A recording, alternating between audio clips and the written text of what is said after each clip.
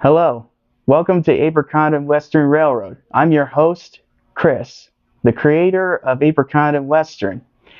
Today, I'm going to be sharing with you some of my characters, and I hope you enjoy it. And Merry Christmas to one and all.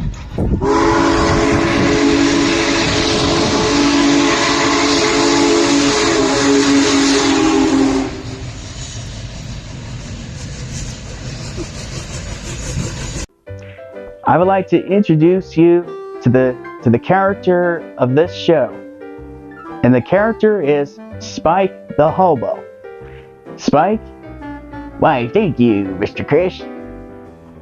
My name is Spike, and I am a former Union Pacific Railroad driven Spike. And these are my buddies. They come from all over the country, whether it be from the north, east, south, or west. The one on my left side, that's good old Smokey. And the reason why they call him Smokey was because he smokes a lot. I do not. Are you sure about that? Okay, you already got me. Yes, I smoke a lot because I was born that way. I started when I was 6 years old. Really? You started at that age? Yeah, because of my pop. Well, that explains a lot. and in the front of me is good old Joe. He used to be a famous cook, but there were other times he always burns them. I do not. You sure about that? Oh, all right. I have to admit, I do burn a lot, but not that very often. I'll take your word for it. And the two other figures are inside the boxcar. One of them is Hugh. Hugh, well, he's a troublemaker. A few years back, he would hop on the train. Every time when he sees the trains coming and going, he just wanted to hop on the train so that he can see them in action. But at that time, when the police arrived, he tried to get away, but they caught him. And after his release with a warning, he's still doing it. But at the time when I was just hopping on the train, when I was just ready to go home, but then I saw him. I walked towards him and I say, boy, you better quit that now, because if you're going to go through that again, you're going to get yourself hurt, or even worse. I don't care. I just wanted to see the train inside the cab. That's why I wanted to hop right on the other car to get to the front. Well, boy, you better be careful now, because this train is about to move and you don't want it to get yourself hurt. Because if you do, well, you're a goner. Okay, I'll stop. Good. And then all of a sudden, he just walked away from me, and then he just started to climb onto the train, and while they were moving, and I was like, Hugh, will you come back here now? And he couldn't hear me because the wind was blowing so hard, as if the hurricane was blowing against us.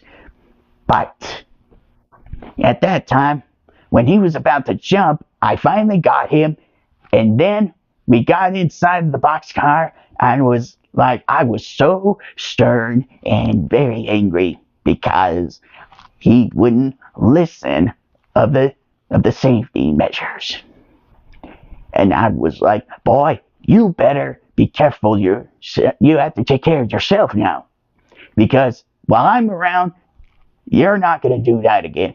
Understood? And he said, I understand. You were right. It was so scary. Please, I won't do it again. Good.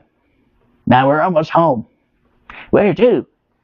my old stomping ground, the old boxcar, just further up the line. And that's where we ended up here.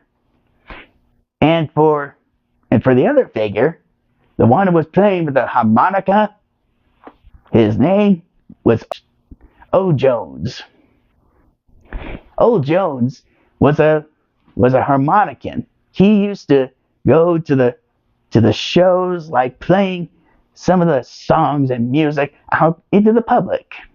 But when they had no longer use for him, then he decided to just walk in and through the country, until I come across him when I was just on the train when they stopped. I said to him, "You need a lift there, son?" "I wouldn't mind." "Well, come on up here." And that's how we met. And he introduced me to his songs, and I love it. When he used to go from like the old songs, like Casey Jones, the engineer, and John Henry, the driven spiker, and all the others. And some of them he can make up, but also he sings Christmas. Like Silent Night, or Wish You a Merry Christmas, all the others. Well, he doesn't talk much. He mostly just play the harmonica, and which it's understandable. So let's get on to the show. It was just a few hours before the train coming right in. But Hugh, he heard the train, and he was worried that if I caught him, he would stay right in that boxcar. And I kept telling him, saying, "Boy, you stay in there. Don't jump on the trains while they're moving. That is my house rule." "What house rule?" he said. "Why do I have to stay in here? Do I have to stay here forever?" "Only if I say so. So you have to learn how to be cautious so you won't get hurt. So deal with it." And about a few minutes later, when the train was coming in, Hugh all of a sudden just ran out. I was jumping out of the crate, and I was like, "Hugh, will you come back here this instant?"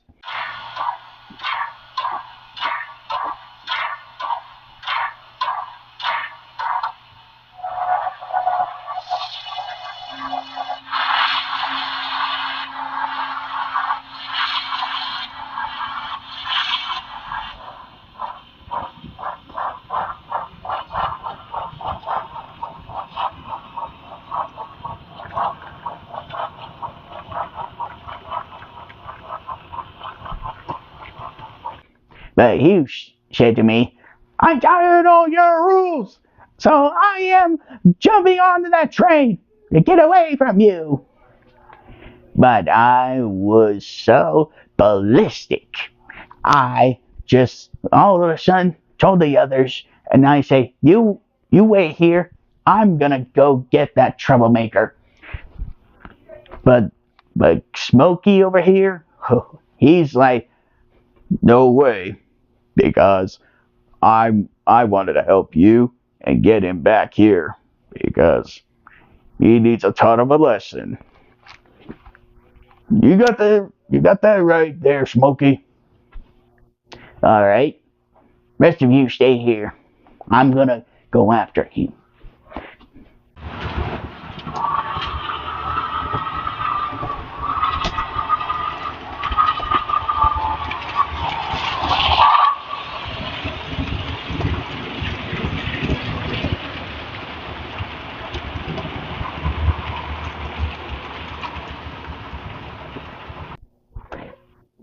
And then, when we head to the next town, that young feller, he wished he was already gone.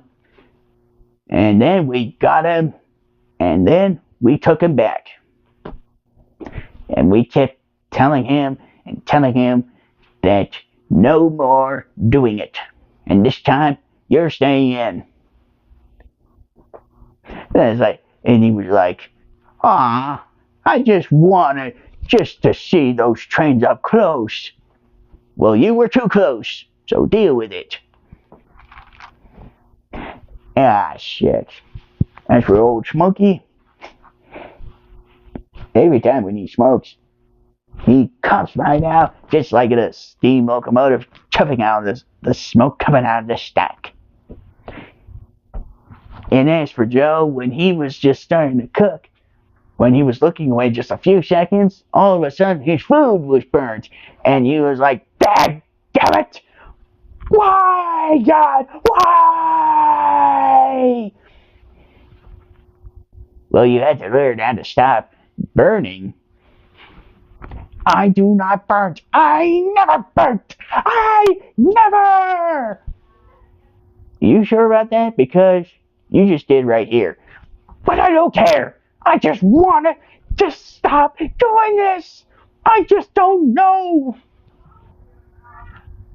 Maybe I can help. My buddy, old Jones, he knows how to cook. So he showed us how to do it. And showed him very well. And he was happy. And then, all of a sudden, it was on Christmas Eve, when we were just sleeping inside the boxcar, when, "Ho, ho, ho, ho! Merry Christmas!" And when we were going out of the boxcar, and we were amazed that Santa Claus came. And he left us a few gifts for us, and also, he decorated the entire boxcar, and also a cute little tree. And it was the best Christmas ever. And for Hugh, well, what he got for Christmas was he got a little train that is made out of wood. That's because Santa knows that he loves trains. And he left me for well, just for drawing. Well, I don't know what it was. I'm not young as I used to be. As for Smokey, well, he got a new smoke pipe. He loved it, and he just smoking away. I'm not smoking away. You sure? Because you kept saying that all the time. Wouldn't you agree? Yeah, I suppose so. Would you please stop judging me? I'm not. I'm just stating the fact. That's all. Very well. Now, excuse me. You good old Smokey. You never stop smoking. For Joe, well, he loves having the cookies. Santa gave it to him, and also got the ingredients, and also a cooking book just for him. And as for old Jones, he has another instrument, a guitar, but also a new harmonica. And it was the best Christmas ever. Well, I hope you people having a wonderful Christmas time, and I hope I will see you at the next station. That is where it will all started, right after this Christmas. Merry Christmas, and one and all.